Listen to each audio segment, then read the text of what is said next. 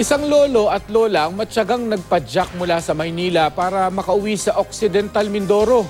Ayon kay Youth Cooper Kelvin Federingan, pauwi na siya nang mapansin niya ang dalawang matandang mag-asawa na may pedicab at nagpapahinga sa kalsada sa General Mariano Alvarez, Cavite. Nagpadyak daw si Lolo Alfredo Calderon mula Quiapo papuntang Cavite. May sakit naman na asawa niyang si Lola Emilia. Dahil wala silang perang pamasahe, pedicab ang naisip nilang paraan para makauwi sa kanilang probinsya. Pinakain ni Federingan ang mag-asawa at siya na rin ang nagpadyak hanggang makarating sila sa Carmona, Cavite. Ipinost sa social media ni Federingan ang kwento ng mag-asawa at tumulong naman ang ilang siklista.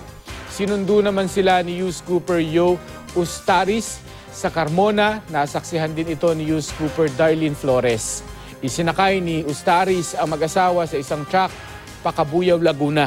Ihahatid rin daw ang mag-asawa sa Batangas City kung saan may ibang siklistang naghihintay sa kanila.